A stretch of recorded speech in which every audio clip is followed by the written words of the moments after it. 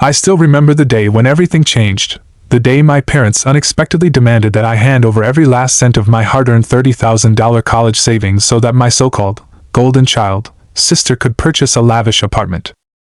At 19 years old and still a college student, I had already begun to realize that my relationship with my family was more complicated than I had ever imagined. Unlike them, I was determined to work relentlessly toward my own dreams, pouring endless hours into studying and juggling part-time jobs to build a future independent of anyone's charity. I had even managed to secure a coveted scholarship that seemed to prove my dedication and promise. I believed that these achievements would earn me the respect and recognition I so desperately craved, but instead, I was met with a staggering betrayal. And before you read any further, please take a moment to subscribe, like, and share this video to help support my channel and spread the word about my story. From an early age, it was painfully obvious that my parents favored my sister over me. Sarah, now 24 years old, was treated as if she were the epitome of perfection, a spoiled, entitled girl who had never known the meaning of hard work or sacrifice. While I was left to shoulder the responsibilities and deal with the consequences whenever something went wrong, she was allowed to coast through life with minimal effort, always getting her way without even lifting a finger. It was as if the scales of fairness were irrevocably tipped in her favor, and I was forever cast in the role of the responsible one, the perennial fixer of every family mishap. This imbalance left me feeling isolated, misunderstood, and increasingly resentful as I saw my dedication and sacrifice go unacknowledged, all while my sister enjoyed the benefits of being the chosen one in our family. Over the years, every sacrifice I made and every extra shift I took at my part-time jobs contributed to a meager sum that represented my ticket out of dependency, a sum that I painstakingly saved up to fund my college education and secure a future where I would stand on my own 2 feet. The money was not merely currency. It was a symbol of every long night spent studying, every moment of self-discipline, and every ounce of determination that I poured into my academic journey. Yet, in my parents' eyes, it wasn't a treasured asset meant to secure my independence. It was just another resource to be commandeered to serve someone else's whims. When Sarah, despite her chronic unemployment and lack of any meaningful financial contribution, suddenly declared that she needed a new, luxurious apartment in a posh area of town, my parents saw an opportunity. With no hesitation and no regard for the value of my hard-earned money, they insisted that I forfeit everything I had saved to cover her deposit, conveniently ignoring the countless hours of labor I had invested to reach that $30,000 milestone. One fateful evening, the reality of my situation hit me with full force. My parents sat me down in a tone that brooked no argument, and without even a hint of negotiation, they informed me that Sarah had found what they deemed the perfect apartment. The only obstacle, they claimed, was that she was short on money for the required deposit. In that moment, they demanded, rather than requested, that I surrender my entire college fund to remedy her financial shortfall. I was utterly floored by the coldness of their demand. They did not ask politely. They barked orders with the unyielding authority of someone who believed that my future was expendable. They even threw in an ultimatum that if I refused to comply, I would have to pack up my belongings and leave immediately, as if my very existence in our household were conditional on my obedience. Their blatant disregard for fairness was further underscored by the manipulative tactics they employed. My mom waved the "family comes first" card, and my dad falsely claimed that Sarah had always been there for me, a claim that was nothing short of a lie. Their emotional blackmail was overwhelming, designed to leave me speechless and feeling guilty for even considering standing up for myself. In the days that followed, I was caught in an agonizing whirlwind of indecision and despair. I found myself repeatedly weighing my options. On one hand, giving in to their demands might ensure that I wouldn't be cast out of the only home I had ever known. On the other, sacrificing everything I had worked for felt like a betrayal of my own dreams. I questioned the very idea that I should be forced to relinquish all my hard-earned savings simply because my sister was unwilling, or perhaps incapable, of taking responsibility for her own life. The thought of giving up my future for someone who contributed nothing to her own well-being made my stomach churn. I even reached out to distant relatives, hoping for support, but quickly realized that most of them were either too enamored by Sarah's carefully crafted image or simply unwilling to challenge the status quo. I felt utterly trapped, caught in a no-win situation where every decision carried the weight of a profound loss. After much soul-searching, I finally resolved that I would not allow my family to bully me into sacrificing my future. Determined to stand my ground, I embarked on a journey of research into my legal rights, understanding full well that as an adult, my consent was required before any money could be taken from me. I made sure to safeguard every critical document, my birth certificate, passport, and bank records, stowing them away securely in case the situation took a turn for the worse. In secret, I began moving my most valuable possessions to a trusted friend's place, preparing meticulously for the worst-case scenario, being unceremoniously kicked out with no roof over my head. My fear was palpable, but so was my resolve to never let them strip me of my independence. I even contacted the college housing office to inquire about any available emergency accommodations. Although they didn't have any immediate solutions, they kindly directed me toward local resources that could offer a glimmer of hope in an otherwise bleak situation. When the inevitable confrontation finally came, I approached it with a newfound firmness. I made it unequivocally clear to my parents that I was not going to surrender my savings for Sarah's benefit. I declared that if their intention was to force me out, then I was prepared to leave on my own terms, with my dignity intact. The reaction was explosive. My dad erupted in anger, accusing me of being selfish and ungrateful, while my mom broke down in tears, lamenting that I was tearing our family apart over what they dismissed as just a little money. They argued, as if my finances were insignificant compared to Sarah's supposed needs. My parents even went so far as to suggest that if the money were truly that small an amount, someone else would cover it. Then Sarah, in her characteristically dramatic fashion, launched into a full-blown tantrum. She screamed that I was ruining her life and demonstrated a complete lack of remorse for her irresponsible behavior. Yet, despite the barrage of emotional manipulation and pointed glares, I refused to yield. I calmly informed them that if they were determined to make me leave, I would be out of the house by the end of the week. The days that followed were nothing short of hellish. The atmosphere at home turned toxic. My parents resorted to the silent treatment, while my dad unleashed cutting, snide remarks at every turn. Sarah, equally unforgiving, avoided any eye contact as though I had committed the gravest of betrayals. Despite the relentless barrage of threats and emotional blackmail, I persisted in preparing for my departure. Quietly and efficiently, I moved the remainder of my valuable items to my friend's safe haven and made arrangements to stay with them on a temporary basis. I also reached out to a close circle of friends, detailing my predicament and receiving nothing short of heartfelt support. They even advised me to explore legal options if my situation deteriorated further. Their encouragement fortified my resolve to protect what was rightfully mine. The breaking point came unexpectedly one morning when I discovered that my parents had attempted to access my bank account without my consent. They seemed to think they could simply seize the money and deal with the repercussions later. However, I was always one step ahead of them. I had already emptied the account and closed it, leaving them with nothing to pilfer. When they realized what I had done, their fury was palpable. My dad roared accusations of ingratitude and destruction of the family, while my mom wept uncontrollably, pleading for an explanation as to how I could possibly betray them in such a way. But I remained unmoved. I told them firmly that they had crossed an irrevocable line, and I was done being their scapegoat. If my leaving was what it took, then so be it, yet not a single cent of my money would fall into their greedy hands. Understanding that silence would only allow them to spin a false narrative, I decided to seize control of the story and expose their manipulations to the world. I turned to social media, crafting a detailed account of the entire ordeal, from the coercive demands to the relentless threats and emotional blackmail. I included screenshots of their text messages and even a bank alert that documented their attempted intrusion into my account. To ensure maximum reach, I tagged not only my parents and Sarah but also their friends and extended family members. I wanted everyone to know the unvarnished truth about the way my family had tried to exploit me. The response was immediate and overwhelming. Nearly everyone who read my posts rallied behind me, offering words of support and condemning my parents' and sister's behavior. Even some estranged family members, who had previously turned a blind eye, reached out in shock and disappointment. Apparently, they had no idea how deep the dysfunction ran in our family. While a few of my parents' close friends attempted to defend their actions, their voices were drowned out by the chorus of condemnation from the wider community. News spread fast. Colleagues, friends, and even neighbors began to distance themselves from my parents. In a stunning twist of fate, I later heard that Sarah's plans for her dream apartment had crumbled when the landlord, having caught wind of the scandal, refused to rent to her. She was livid, blaming me for ruining her life, but deep down, I knew that her downfall was the direct result of her own irresponsibility and our family's toxic dynamics. In the wake of this epic showdown, I made the difficult decision to leave my toxic home environment for good. I moved in with a supportive friend, whose humble abode provided a refuge from the emotional and psychological warfare that had plagued my life for far too long.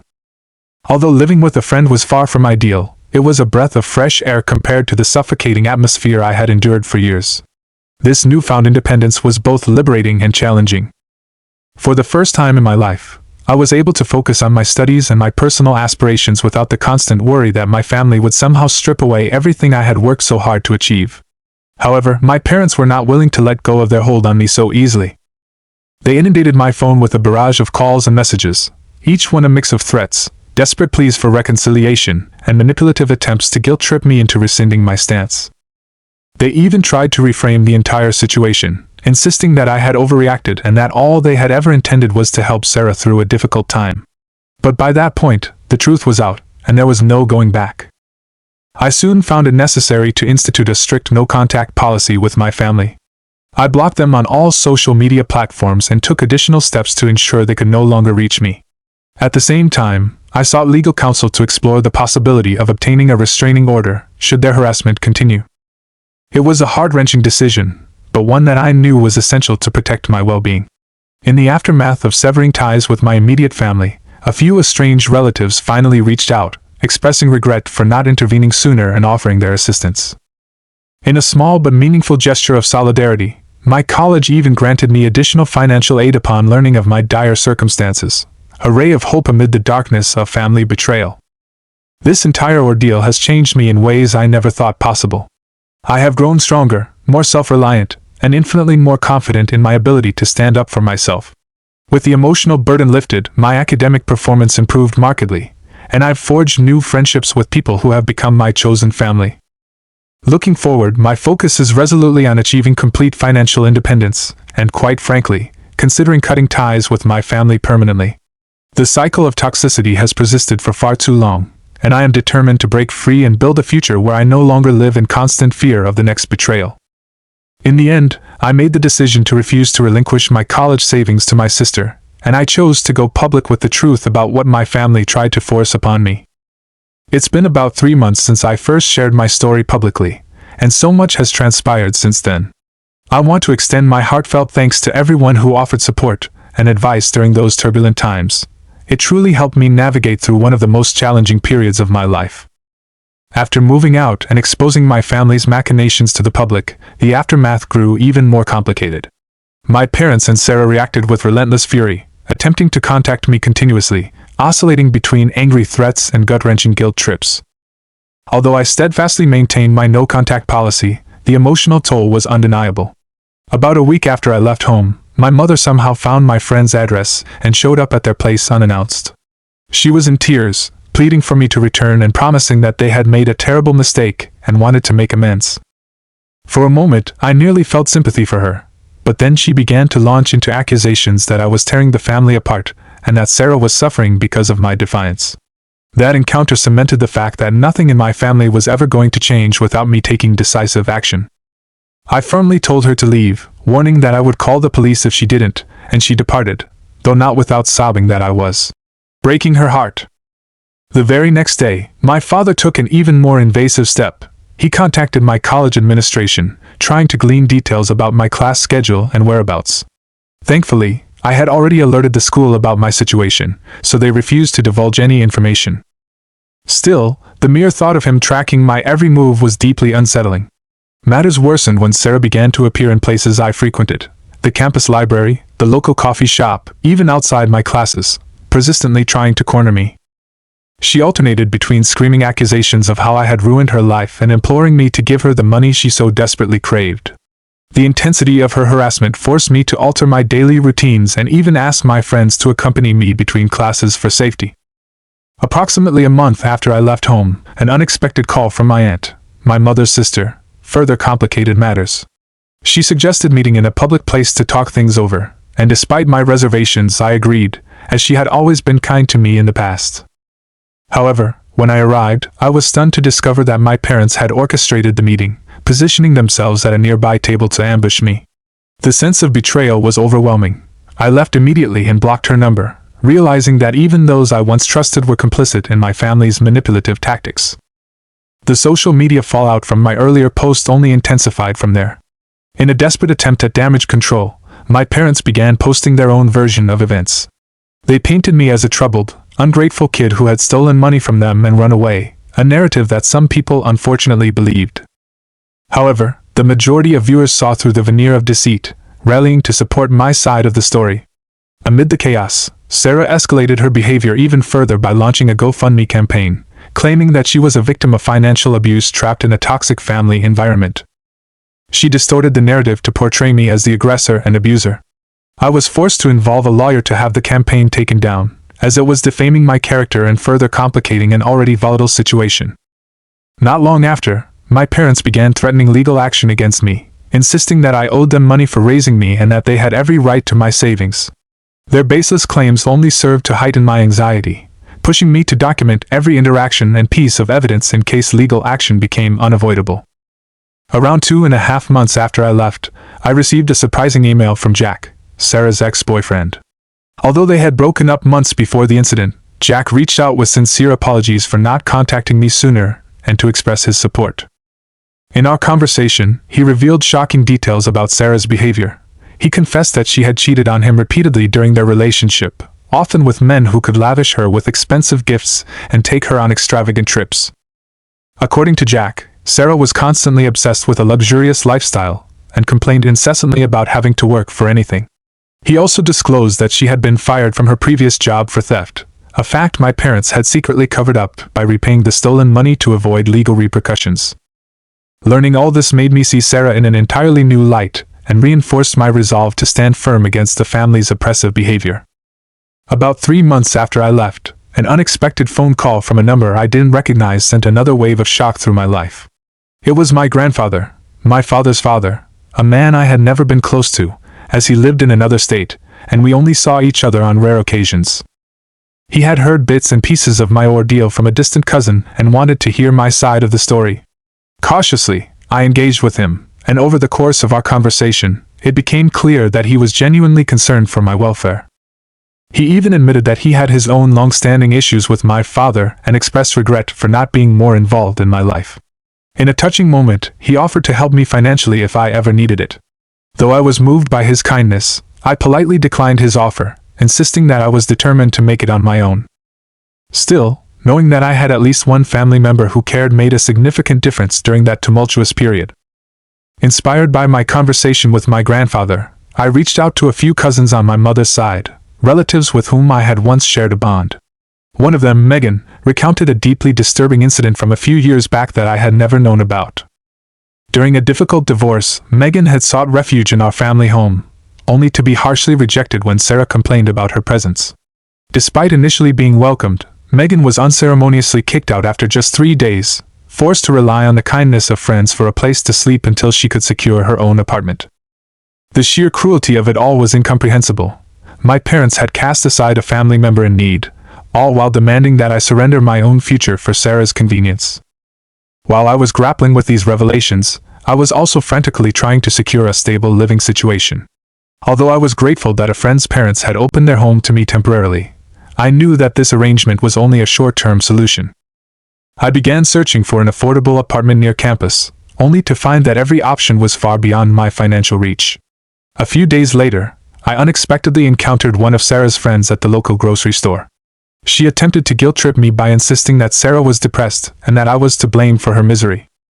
When I asked if Sarah had shared the complete story with her, the friend admitted that she only knew what Sarah had told her. I took a deep breath and explained my side of the events, watching as doubts slowly replaced her initial certainty. Her confused expression provided a small but satisfying sense of vindication. The situation escalated further when the bank alerted me to a suspicious attempt to access my new account using my social security number. Recognizing immediately that this could only be the work of my relentless parents, I promptly filed a police report and initiated a credit freeze.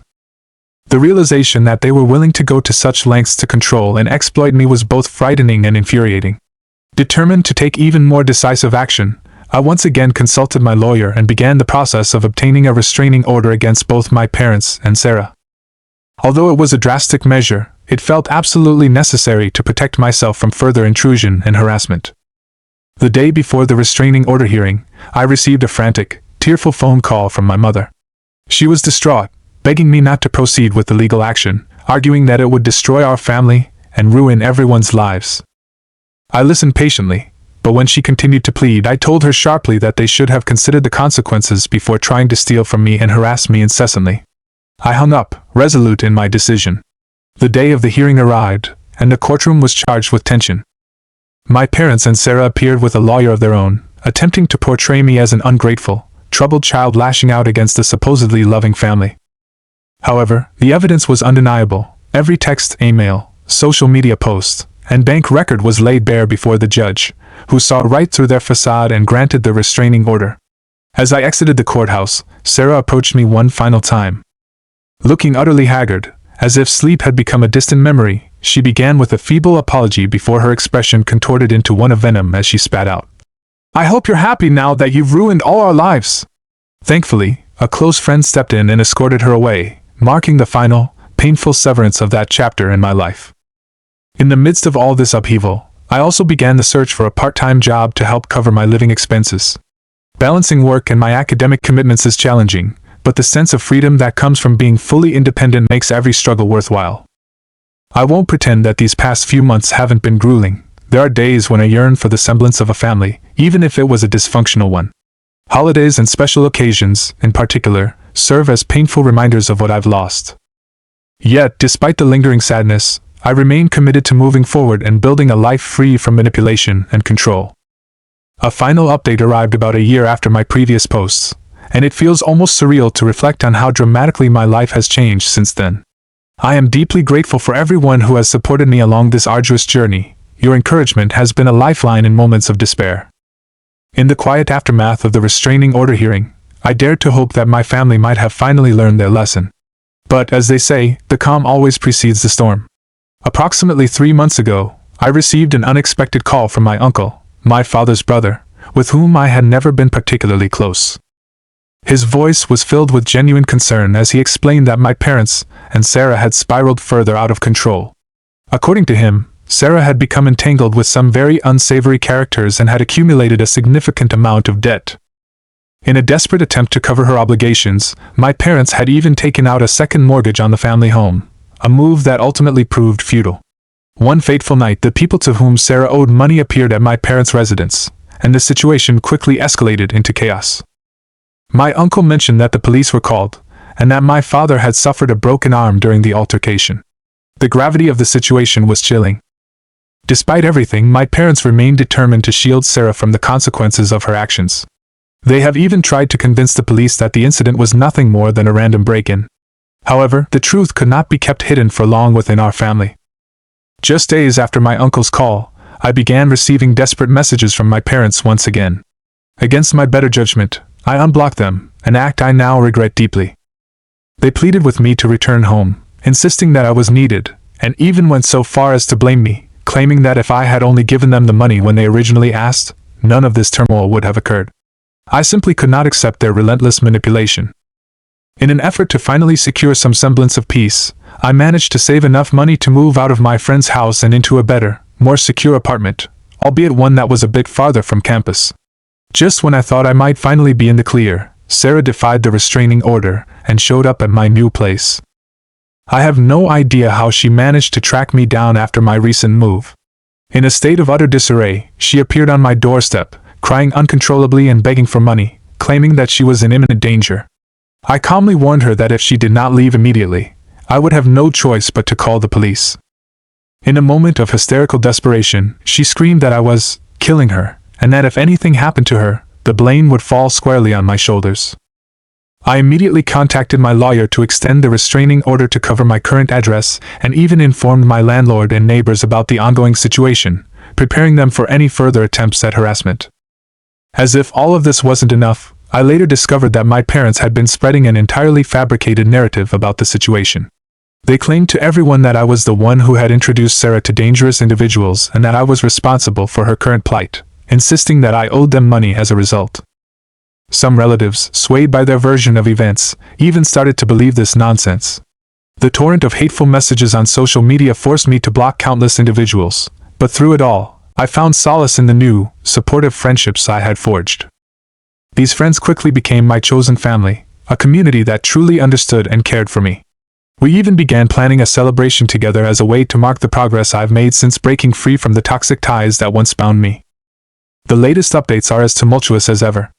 Rumor has it that my parents and Sarah are now facing foreclosure on the family home, a predicament I can't say surprises me, given the many ways in which they've sabotaged themselves. A part of me feels a twinge of sympathy for them, but a larger part of me knows that they have brought this catastrophe upon themselves through their relentless selfishness. I often find myself reflecting on how different everything might have been if they had simply respected my boundaries and treated me with even a modicum of fairness. As I stand at this crossroads, I remain determined to forge my own path, free from the shadows of my past. Thank you all again for your unwavering support throughout this incredibly challenging journey. Your kind words, shares, and encouragement have helped me persevere when the road seemed impossibly dark. I couldn't have done it without you, and I remain forever grateful as I continue to rebuild my life, step by step, with integrity and hope for a brighter future.